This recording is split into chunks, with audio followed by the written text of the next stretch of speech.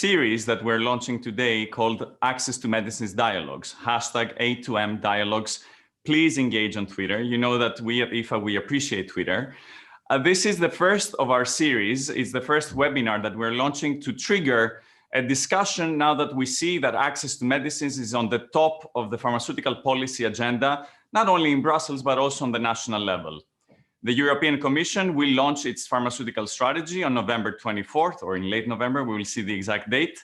At the same time, we hear rumors that the Commission will consider the expansion of the mandate of the European Medicines Agency, the EMA. Therefore, the discussion this afternoon is more timely and relevant than ever. It's my pleasure to welcome today here at the A2M Dialogues of the European Public Health Alliance, Ms. Beata Wiesler. Beata Wiesler, she is with the German HTA agency, EQUIC. Welcome, Beata. Lydie Meheus, she is the Managing Director of the Belgian AntiCancer Fund and an EPHA member. Welcome, Lydie. Professor Andrea Cipriani. Andrea is a psychiatrist, so we will hear from him a real-life perspective, let's say, of what he needs to face when he engages with his patients, and he's with the University of Oxford. And last but not least, with Professor or Associate Professor of Health Policy, Hussein Nazi with the LSE. Welcome, Hussein. At the same time, as I said, please feel free to engage on Twitter, join the discussion on Twitter using hashtag A2M Dialogues. We will also be live tweeting to help you follow this discussion.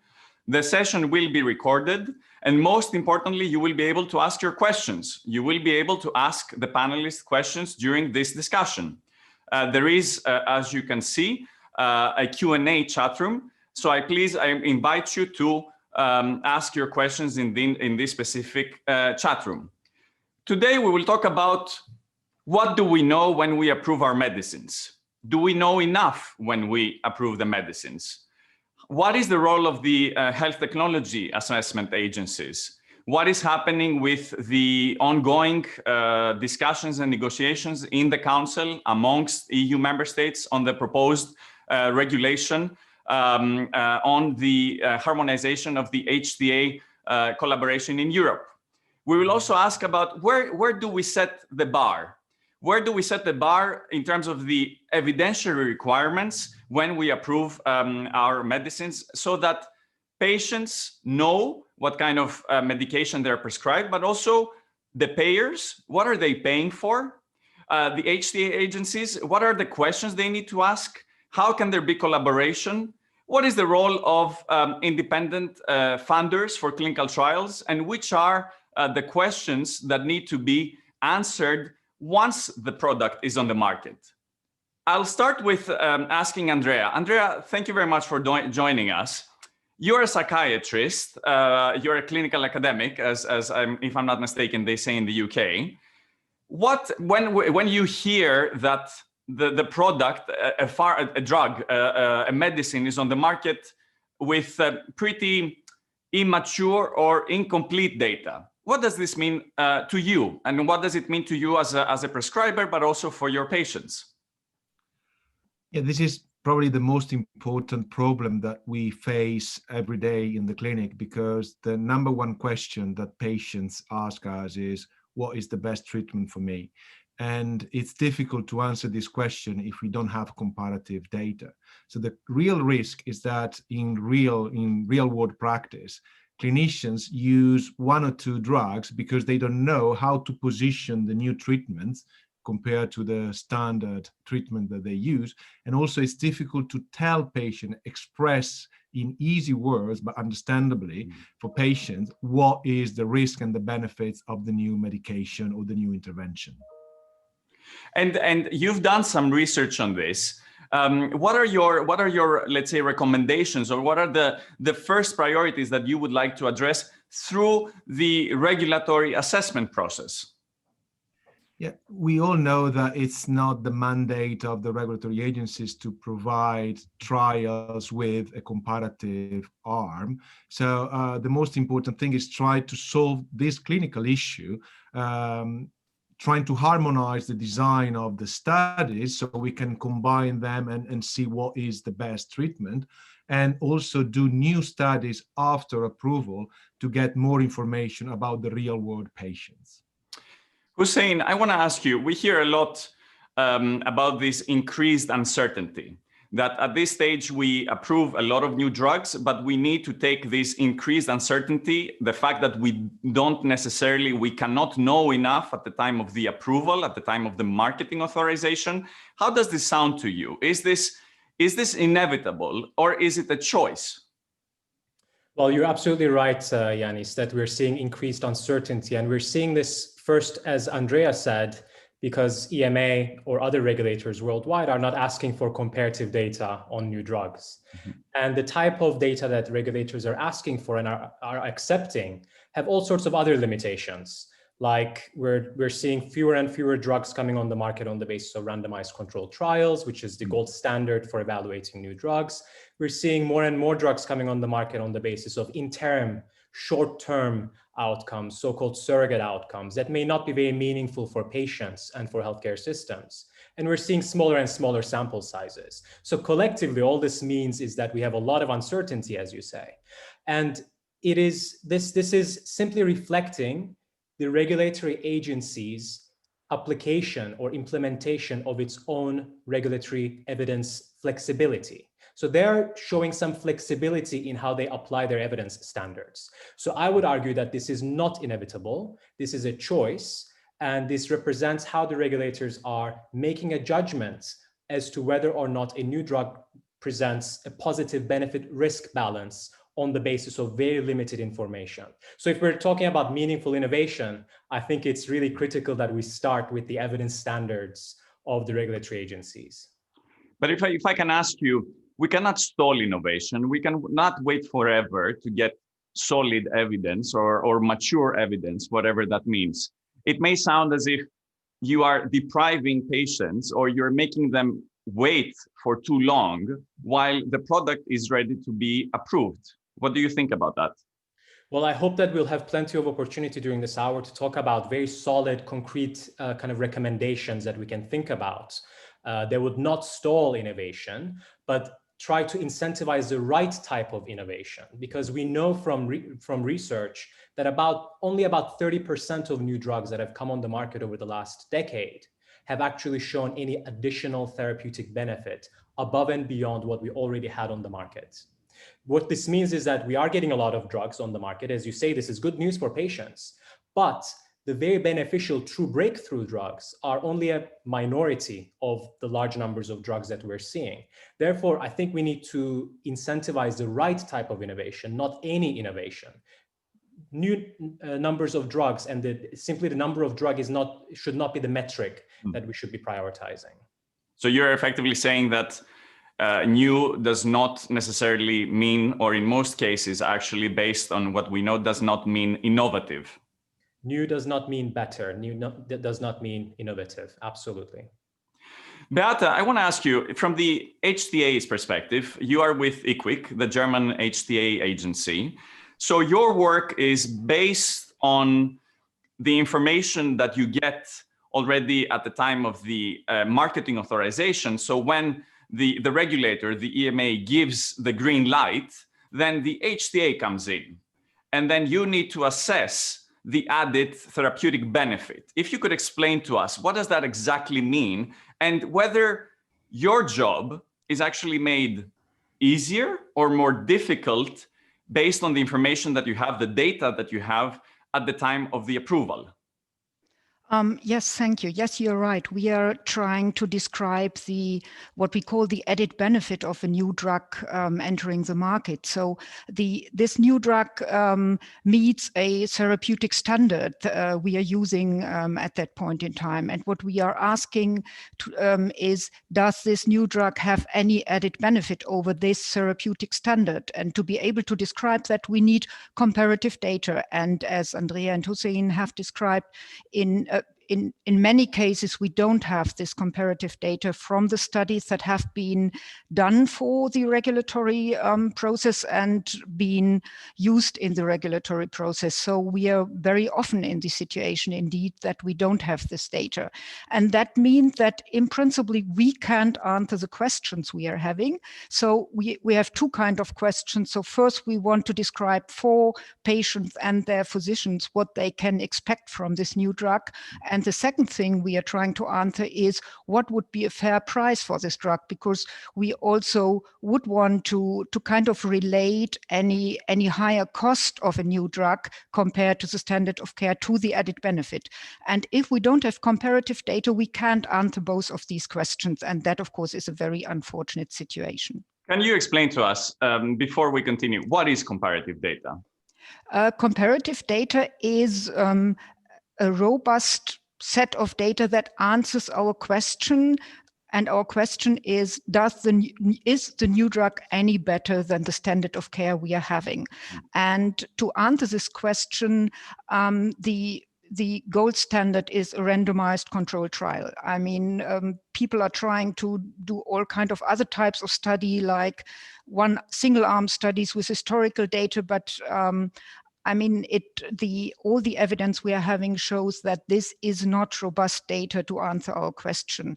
The answer is just wrong too often. And the biggest problem even is we don't even know when it's wrong if we use these study designs. So we need comparative data comparing the new drug with the standard of care in a robust study design, which is a randomized controlled study. Thank you for that, Beate. Lydie, for you, from the perspective of the Belgian Anti-Cancer Fund, first of all, I would like to ask you to explain to our viewers what is exactly that the Belgian Anti-Cancer Fund does, and then if you could briefly comment on what you see in the field of oncology. We see that there is a lot of discussion in Brussels and beyond this year with the Cancer Mission Board. We see with the recommendations that they published recently with the Beating Cancer Plan of the European Commission. But first, if you could explain to us what exactly it is that you do with the Belgian Anti-Cancer Fund. Thank you, Yanis. The Belgian Anti-Cancer Fund is a research foundation, and we work internationally, and actually we support research projects, clinical development, where there's no interest from the pharma industry. So all kind of treatments that are kind of commercially neglected, that's how we call them. Mm-hmm. And on the side, we also provide for free information to patients, scientific information, scientific evidence regarding their treatments. So we're quite close to the questions asked by patients. And what questions are asked by patients? Is this a valuable treatment? Can I get access to it? So there, of course, cancer patients are different in the sense that they are really looking towards innovation. Innovation is promoted a lot by the pharma companies that sometimes has miracle cures. And it's clear that patients want to have fast access to those innovations. And you might be aware of the fact that, for example, EPHA, the Federation of the Pharmaceutical Industry, now has a big campaign because cancer is high on the agenda in Europe, and their campaign is Every Day Counts. So they're really pushing for much faster access for patients to those innovative treatments. And okay, that's all understandable, especially if you're end of treatment. But the thing is that those treatments are released without sufficient evidence for important endpoints for cancer patients. And the main endpoints for cancer patients are still better overall survival and quality of life.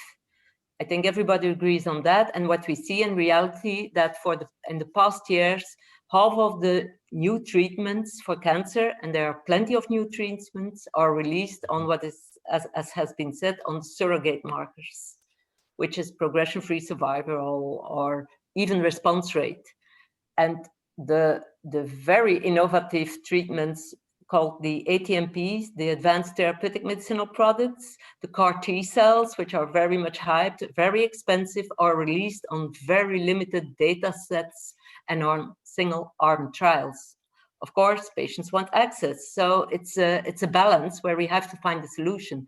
And for me, a solution could be in conditional approval, which means that patients can access, but you have to enforce really the right trials, as call it post-market trials, or we have to find solutions for that. Beata, and I hear from both from you and from Lydie, I hear the discussion, you already brought it up, the issue of prices.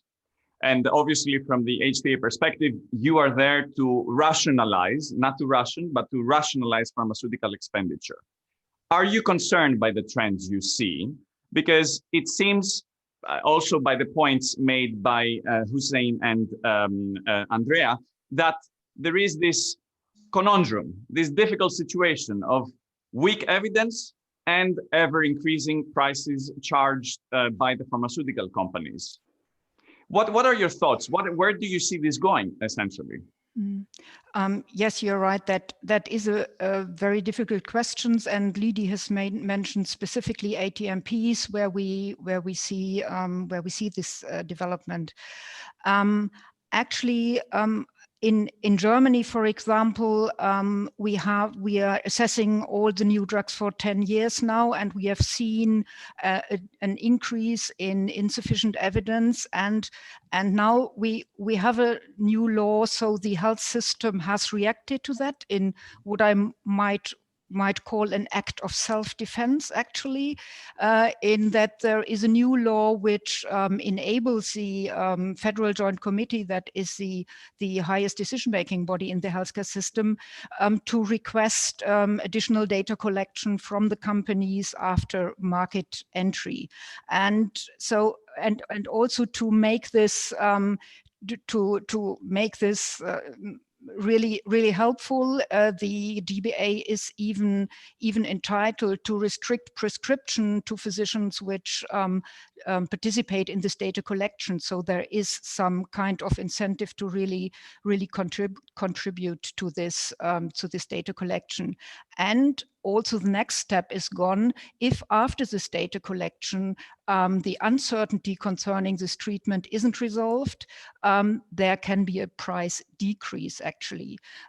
So I think that is a combination of learnings from the past years, where we have seen insufficient evidence, we have seen delays in post-marketing studies, and no reaction to an ongoing uncertainty. So this law now has come into effect. It's the Federal Joint Committee can act on orphan drugs, on conditionally approved drugs, and on drugs approved under accelerated exceptional circumstances.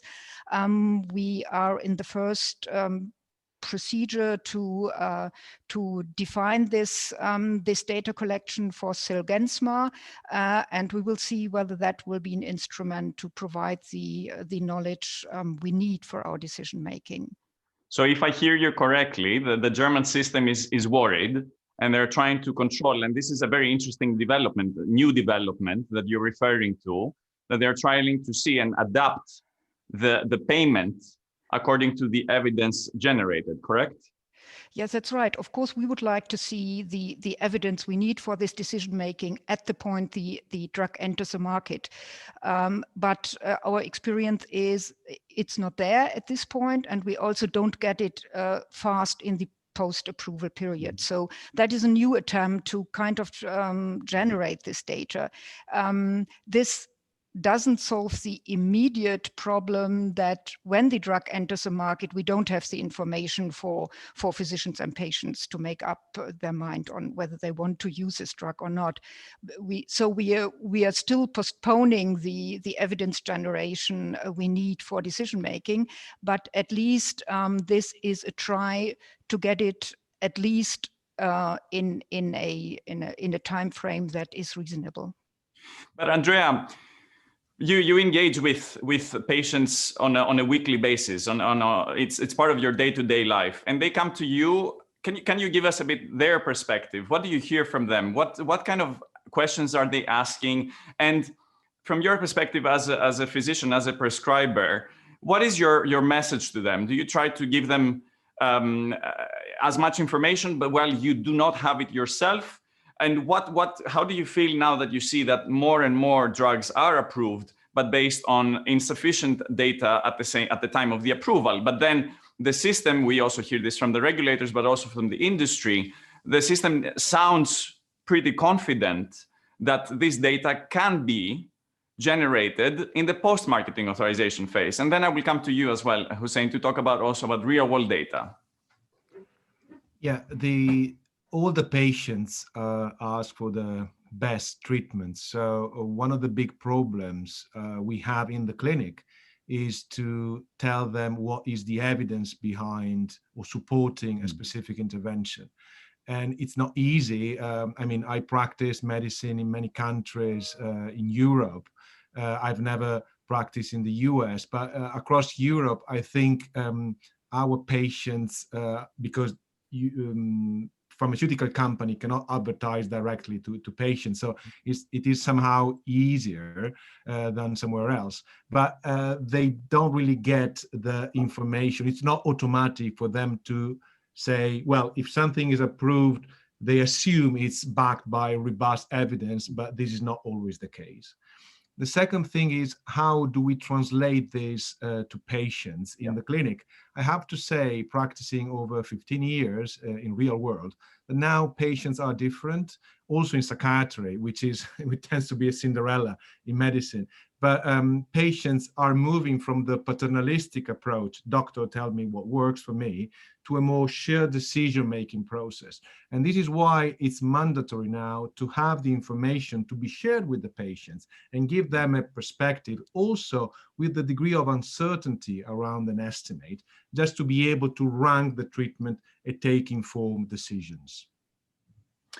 Hussein, you said before that this uncertainty that Andrea just referred to, it's not inevitable. It is a choice. I may add, is it a political choice or is it an industry-driven choice? These are two question marks. But can we expect, for instance, from the EMA to be the one that is going to raise the bar, or to, let's say, if I may say so, spoil the party and say that innovation oftentimes is actually imitation? What do you think? Well, I think we need to think about the legal mandate of the EMA. As Andrea already said, EMA is not, its job description doesn't include asking for comparative data. That's very rightly so. But it is in its job description to promote innovation and to promote the right type of innovation. And yes, we do need some products that are Me Too's, so that patients who may not, really react or respond well to a particular treatment, so that they have other options available. That is necessary in many cases, but that should not be where we set the bar. We should also be able to distinguish what is a Me Too innovation versus what is a breakthrough innovation. I think those are very important to be able to discriminate and distinguish early on in a product's life cycle, ideally at the time of approval. Just to add on to Andrea's point that patients are asking for this information increasingly, it is really unfortunate, and this is one of our recommendations, I think, that we would be happy to share after the meeting, that at the moment, if you look at the summary of product characteristics, which is the document that the EMA generates for clinicians in Europe, or patient information leaflets, which are the regulatory documents that accompany medicines to patients, or the European Public Assessment Report public summaries, there is no information in lay terms that tells patients or clinicians as to whether a particular drug has been tested against existing alternatives in its therapeutic class. I think this has to be a required element of these documents so that people are aware as transparently as possible in very simple, intuitive terms, what is known about the drug, what is not known about the drug. I think that is very, very important. Now, when it comes to recommendations, I guess we will come to this, but I think we can break down the recommendations in terms of very short-term, immediate recommendations and what we would like to see in the more longer term. because I think we need to be ambitious. I don't think that the ship has sailed and we need to accept the system as it is. I think it's our job to be as ambitious as possible as to what needs to be available when a new product comes onto the marketplace. So it would be really good to discuss some concrete examples and concrete recommendations. Hussein, just to ask you on this specifically, so when there are reference treatments, then I guess the regulators could ask for comparative studies. Is that correct? That is correct. And in some cases, we do see that about 1/4 to 40% of drugs that come onto the marketplace have some active comparator included in their trials. Some. May not be the meaningful active comparator. It may not be the best standard of care, but there is some active comparator included in those trials. Yes. Beata, talking about, but there are oftentimes, though, there are cases where there is no alternative on the market. In the case, for instance, of rare diseases. And then there we hear a completely different narrative that the orphan drugs, the drugs for rare diseases, and there is an ongoing evaluation of the European, of the respective EU legislation on that. But from your perspective, when it comes to the field of rare diseases, don't we need to be a bit more nuanced on that case? Well, actually, there might be exceptional cases in which we indeed don't have good possibilities to run, for example, randomized control trials. On the other hand, the evidence landscape that is available shows that randomized trials have been run in orphan diseases with very, very small patient numbers.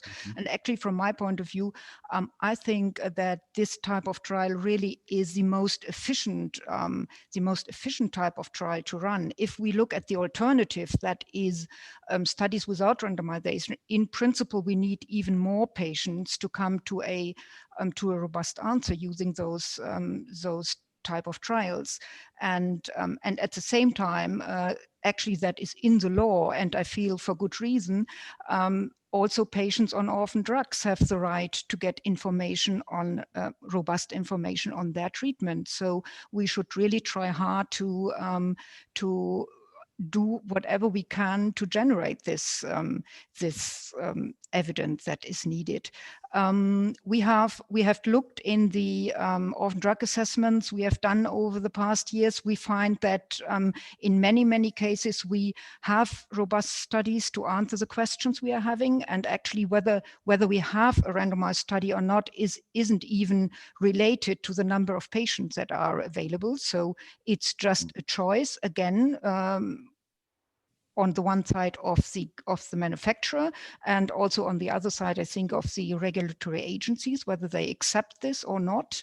And so I think we should not give up too easily on also providing robust evidence and robust answers to the question of patients with orphan diseases.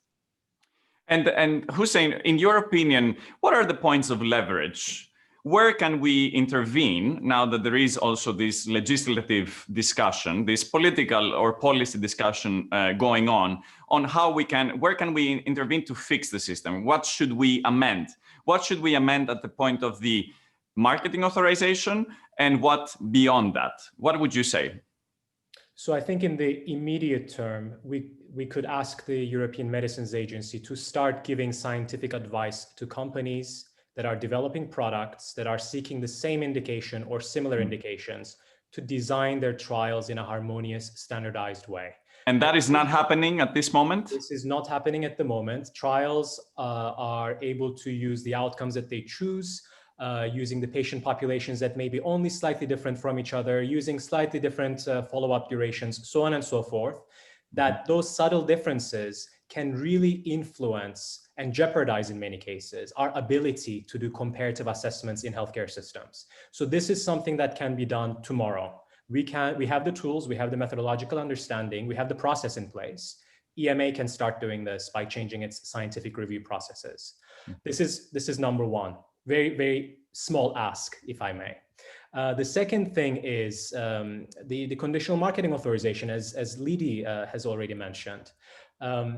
I think it is, in theory, a very good idea to want to see more and more conditional approvals for products that have a very uncertain evidence base. I fully agree with that, as long as we're able to enforce those post-marketing requirements. And we have seen for the past decade that the post-marketing studies are delayed, they're not completed, and even when they are completed, they don't resolve those uncertainties that exist at the time of marketing authorization. So we have to reform the conditional marketing authorization pathway.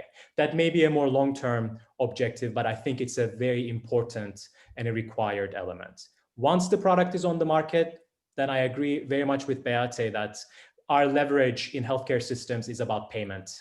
We need to pay more for products that are superior to existing alternatives and really pay less for products that don't have the evidence to actually back up their efficacy claims. So essentially what we just heard from Beate, that this is where it's going in Germany with this first attempt to kind of link the evidence generation with a price fluctuation. Absolutely.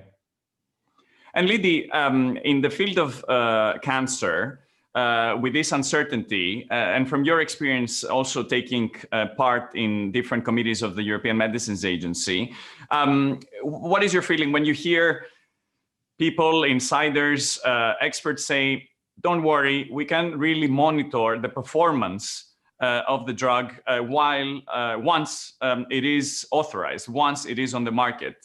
What do you feel about that? Well, the reality is that it's very difficult to collect those data post-authorization. And I must say, in favor of the regulator, they're pushing hard. They're really asking for those studies and repeatedly. But if the companies are not delivering, it seems there's no way to take sanctions or to do whatever. They kind of, there's no legal enforcement possible. That's my understanding. And I must say that when we have been talking to oncologists about their incentive to participate in post-market studies, they bluntly said, oh, we're not interested, because why would we?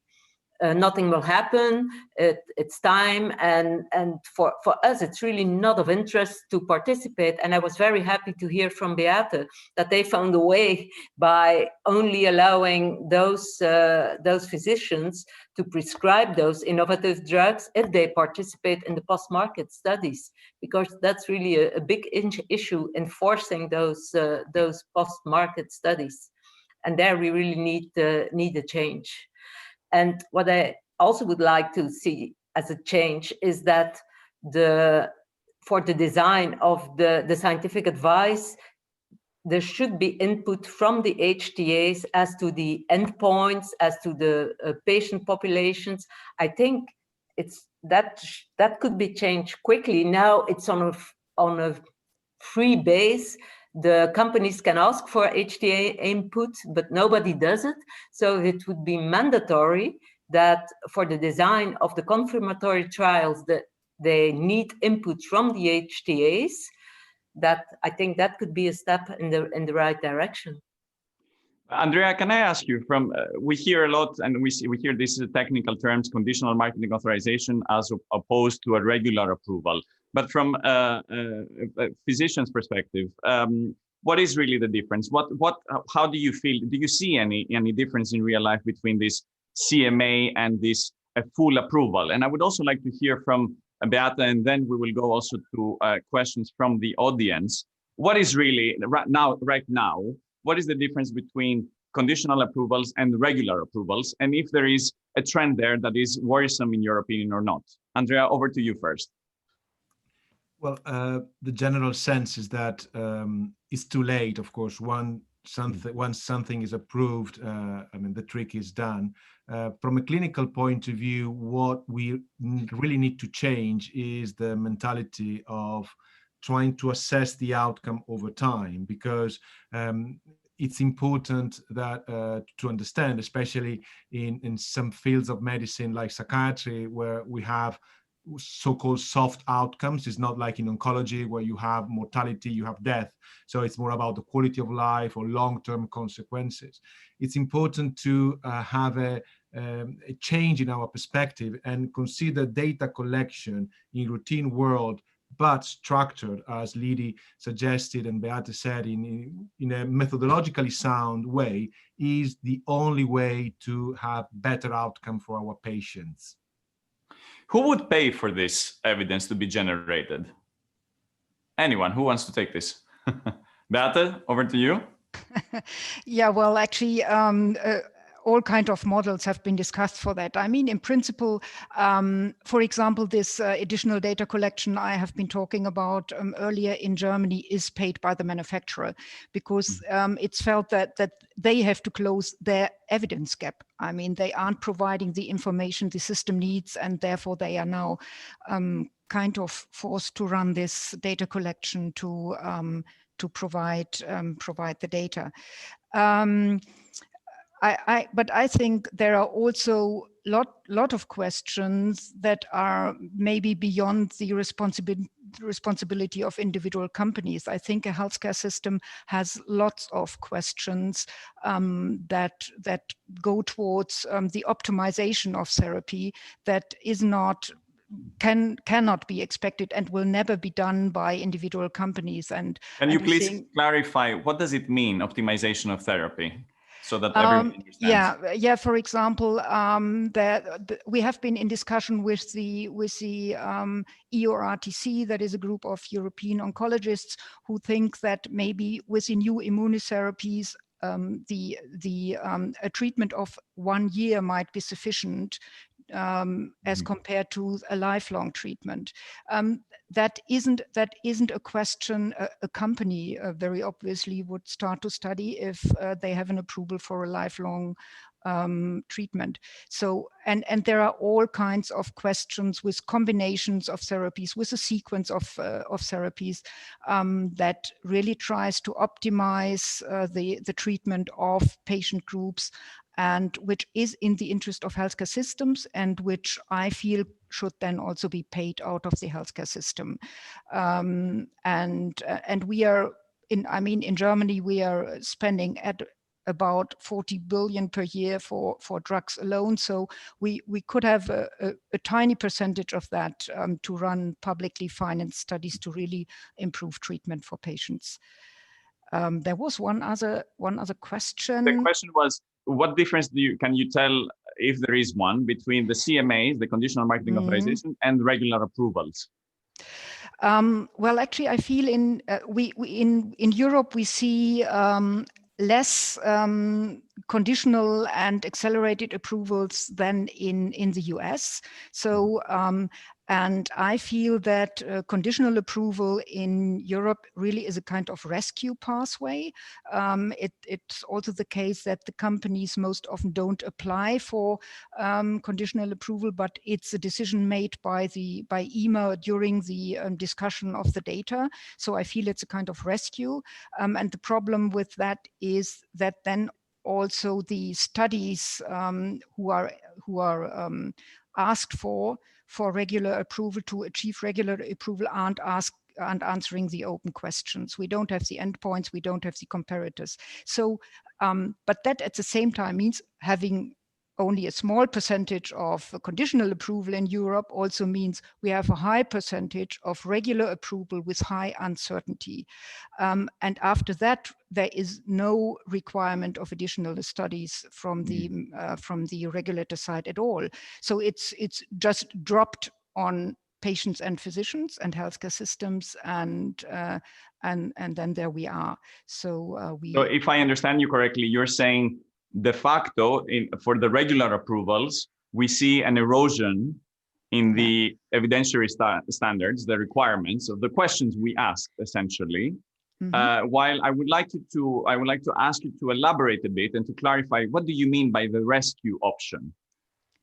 A rescue option means that you really wouldn't consider this a regular approval, but you also don't want to say no. So you do something in between. And certainly regulators have a look at the data that are upcoming, so ongoing studies, and there always are some studies ongoing if you look at conditional marketing approvals, but very often these data to come also don't answer our questions. And Hussein, how do we tackle this? If we want to focus a bit on the post-marketing authorization phase, there is a lot of discussion that now, thanks to the digital tools that we have at our disposal, we can really add teeth or give teeth to the system by strengthening or by really tailoring what kind of questions we would like to answer via real-world data, for instance. What are your thoughts on that, and which recommendations could we articulate on making this more efficient? I think it's, before I answer, I think a clarification point on what we mean by real world data or real world evidence is really important. I read a quote recently from the legendary statistician from Oxford, Richard Peto, that said that this term real world evidence has been hijacked by those that want to avoid randomized controlled trials. And I couldn't agree more with that. I think we need to think of real world data as data that is generated from routine clinical practice. And we can do randomized controlled trials that are embedded in routine clinical practice. Nothing stops us from doing that. Many of the large randomized trials that we see for COVID drugs are in fact real-world pragmatic randomized controlled trials, such as the one that's done by the WHO or the one that's done by Oxford in the UK. So I think that clarification is really important. What we need for post-marketing trials is very much building on everything that Lidi, Andrea, and Beate have already said. I think we need to know what is the optimal amount of evidence we need for a particular drug when it's coming on the market, and then take that as a benchmark and then compare what we have on a candidate product and then say, how can we design post-marketing studies to get to that optimal amount of evidence? And that usually is very simple. We don't, I mean, of course, it's going to, the type of study that we need to do is going to depend on the therapeutic area, but there are some principles that we can apply. Those principles are, we need randomized trials. That's the only way we can be confident that a product works. And we need outcomes that matter to patients and clinicians and for healthcare systems. I think those have to be our two guiding principles whenever we're doing post-marketing studies. And I think these have to be designed early on in the life cycle of a product.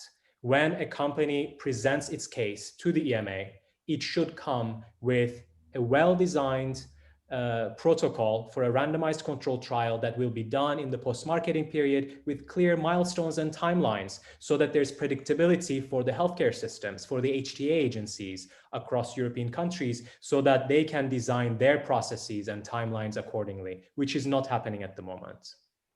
Well, first of all, congratulations. I think we are the first the public discussion on health, and we are 40 minutes in the discussion, and we only now mentioned COVID-19 for the very first time. So I think it's a miracle that we haven't brought that up yet. But going back to what you just said, Hussein. So Lidi, do you think that the point to ask those questions, or where does the system have the leverage to dictate those questions so that we have better answers and more complete answers further down the road? Is it through scientific advice?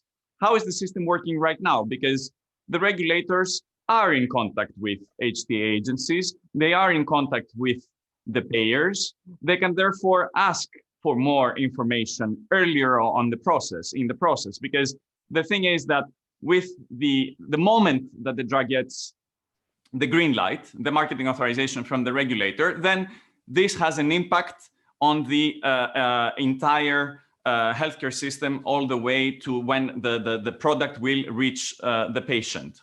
Where do you think is the right time to intervene? Yeah, first of all, I think today there are contacts between EMA and HTA, but not to the right level, I would say, because in EMA, they keep on saying it's not within our remits to look at effectiveness. That's what it's literally saying. So I really think it's up to the European Commission to bring change in that, because they are there just for the risk benefit. And that's it, full stop. And I really think they should bridge more to that relative effectiveness. And it's not EMA themselves who can decide upon that. I think it's really up to the European Commission to bring change, a fundamental change in that system. And coming back to the conditional approval also and the final market approval, what I find very worrisome is that if you give full marketing approval based on limited data and limited evidence, that will become the standard of care by definition. And that means that the next products who are coming after that have to compare to that reference. And that is, especially in oncology, where there are plenty of new products in the pipeline. Once there's one product out there with limited evidence, it has become the standard of care. And that's something to worry about, in my opinion. Lydie, based on your experience, do you think that companies favor CMAs? Do they like conditional marketing authorizations? No, not really, because it's work for them and they have to come back for, of course, to the agency. And but in some cases, they will ask it from the start if they realize it's their only chance to get to the market, because sometimes they know, especially in ATMPs, that they have very limited data, and then they will start right away. And Beata and Andrea, different perspectives. You stand on different sides of this discussion, not opposing, but different. Based on this discussion, I hear, are regulators still relevant? Are they becoming irrelevant? If the EMA was to be given more power over conducting comparative effectiveness studies, if that was to be part of its mandate, where would that leave the HTA bodies? Beata, perhaps you want to go first? Yeah, I also wanted to come back on this suggestion to have a joint scientific advice of EMA and HTA agencies. That indeed is under discussion since quite some time, and a process has been set up by EMA and UNETA, that is a European cooperation of health technology assessment agencies. I mean, I've also participated in some of these procedures, and I think at the beginning the whole thing was hampered by the notion that this should mean alignment of the requests by regulators and HTA agencies. I always felt that that is not the right goal, because both have different remits and different questions. So this is not about aligning the regulator to HTA and HTA to the regulator. I mean, later it was phrased better by saying we would like to come up with a development program that answers all the questions. But this development program would be expanded as compared to a development program that is sufficient for regulatory approval. And I think it's important to really make this distinction. It's not about alignment, it's about having an answer to all the different questions. The question of the relevance of the regulator. I mean, the moment we are left with all these open questions, the relevance of the regulatory decision is decreasing. I mean, when the regulatory decision would provide all the answers to our questions, or at least help us to do our part of the work and come up with the comparative effectiveness. And actually, Hussein has made a suggestion there in designing a study pool that can be used by us to come up with comparative effectiveness data, then this would be helpful. If the regulatory process doesn't provide this and kind of forces healthcare systems into developing all the evidence for themselves, then indeed the regulatory decision becomes less relevant. And Andrea, over to you. What would make you happy? What would make your life easier? Yeah, I think the big problem is that regulators have been seen as the gatekeepers in the old model. Now things have to change, and this is asked by our patients. So the other important thing is I can see regulators with a key role, but things have to change a bit. So I would would like to make clear that we are not playing the blame game. We are all together around the table, and we have to share responsibilities. And in a new model, of course, regulators have to talk to HTA agencies, to patients groups, to researchers as well, because the risk is now, if they don't change, the simple rubber stamp decision made by pharmaceutical companies, or even worse for EMA, looking at what FDA do in the UK, in the US, and they simply mutate what they do there to here. So they should have a role. And for instance, one of the recommendations we made recently in our Lancet series paper is having access to individual patient data is something crucial that the regulator should ask companies, because individual patient data means transparency. So we all can have access to data that people are contributing to build. And second is the future, because my patients ask me about what is the best treatment for me. So we need to move from averages of effect and try to endorse a precision medicine paradigm, which is the future for healthcare in our times. As we're coming, we have 10 minutes left. Hussein, you kept referring to some concrete recommendations in the mid and long run. What would you prioritize if you were to recap, let's say, and list those? So I think in the immediate term, the previous recommendation that I mentioned, that all written drug information in Europe should include a very clear statement about what is and is not known about drugs when they enter the market. That should be very clearly laid out. So in terms of communication? Communication, making it available to people so that it's out there, that information. I think at the same time, it's important for scientific advice, as I've mentioned, to harmonize trials so that healthcare system stakeholders can do their own comparative assessments. I very much agree with Andrea that the EMA should start requiring the submission of individual participant level data from companies. This is already done by the US regulator, the FDA, but it is not done for the EMA. So companies already have packaged their data to be handed over to the regulators, which can be leveraged and be used for the EMA. There are, of course, questions about who would have access to that. That would be a longer conversation, but nevertheless, that's an important step that the regulator can take in the very short run. Then in the longer run, I think we need to think about the conditional marketing authorization pathway and how it can be reformed.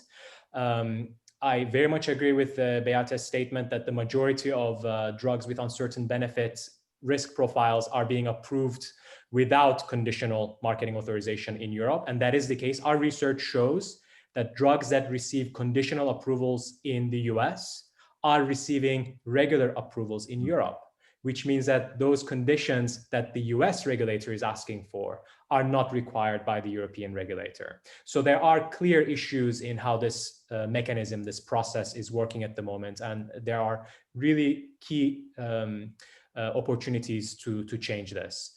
And I think just to conclude on the recommendations from my perspective, we really need to keep talking about the relative merits of different study designs. As we have kind of agreed collectively here, randomized controlled trials are so important. I think we need to keep repeating this message, because we are seeing now with COVID, again, I'm going to bring COVID into this, that if it wasn't for randomized controlled trials, we would have been misled in terms of the effectiveness and harms of different treatments. So I think we need to learn those lessons and really generalize to all therapeutic areas that we're dealing with in the regulatory setting, that we need randomized controlled trials. Alternatives are simply not good enough to give us valid answers. And Beata, coming back to the question of the post-marketing authorization studies, your opinion about who should finance these studies is that it can be accomplished via the manufacturers, but is that a realistic option? No, actually, I think it should be a mix. It should be a mix of financing by manufacturers and public financing. We have to look into the research question we want to answer, and I can see both parties having a role in financing this. Yes, there were. I'm asking this question as there were quite a few questions by our viewers as to how could we improve the post-marketing authorization system in terms of monitoring. And I see that this is also a question even now in relation to COVID-19 and the possible vaccines to be approved. The EMA has made it clear that we will need a strict monitoring system in place, and that this is something that we should already give some thought to. And Lidi, your concluding thoughts on where you see these trends and what would be, in your opinion, also as a funder of independent clinical trials, what would be your wish list, if I may put it this way? Oh, I have a big wish list, but for us, the most important is really new thinking around the design of clinical trials. And we argue for platform trials, which mean comparison of multiple treatments, especially in cancer. There's so many new stuff coming, and you could easily, it's statistically difficult, but it can be done, and it has been done, so that you compare different treatments from different companies and even from non-profits in one single platform trial. But the infrastructure should be paid with public money, as has been done for COVID, COVID. And there you can have the right answers if you have clever statisticians analyzing these data. And especially like for rare diseases, you could save patients because you have one control arm and each company pays for their arm in the study. And you have a very independent system for really looking at the evidence. And Andrea, over to you. What would be your wish list, your take-home messages, let's say, for our viewers? Yeah, I agree with everything has been said. I think there has to be a top-down and bottom-up approach. The top-down is what we discussed now in terms of different people and agencies working in the field, and there's a pretty strong evidence that we need to reform the system. But the bottom-up approach is about us as clinicians and patients. We need to have to be involved in initiatives to increase research in real world and do trials in real world. And a key example is what, for instance, we are trying to do in the UK and, for instance, in my trust, is consent to take part into research. We are moving now from an opt-in approach to an opt-out. So basically all our patients take part into research programs, trials, unless they want to opt out. And this will increase dramatically the denominator of people who are included in trials and contributed with our data to the benefit of the next generation of patients. And Hussein, are you optimistic that we will get some of the points we raised today during our discussion? I think there's great increasing consensus around the need to reform the system. There's a lot of literature, academic research, there's advocacy happening around these issues. So I am very optimistic. I'm very ambitious that we should work hard to make reform a reality. And I couldn't agree more with Andrea that we need to listen to patients the right way. We need to really increase the involvement of patients by doing surveys to understand what they want in societies. What is the type of innovation that they would appreciate and value? What are the types of outcomes that they want to see in clinical trials? We're not doing this sufficiently enough. And I think that's a very important element going forward. Thank you very much. Thank you, Lidi. Thank you, Beata. Thank you, Andrea and Hussein. Thank you to everyone joining us online. I hope it was an interesting and thought-provoking conversation. The point of EPHA's A2M dialogues is to really advance this discussion. We're at a critical juncture also because of the dynamics created by the current pandemic. And this is the time to discuss and put all of these issues. Sometimes the questions, the answers rather, are not straightforward, but it is important to foster this dialogue. And this is what we've been doing with our advocacy at EPHA all these years. See you next week. Next Tuesday, we will discuss another very hot topic, the question of the intellectual property incentives. Does IP enable or is it a barrier for meaningful innovation, which was the topic of what we discussed also today. How do we get to meaningful, substantial innovation? See you all next Tuesday, and thank you very much for joining us.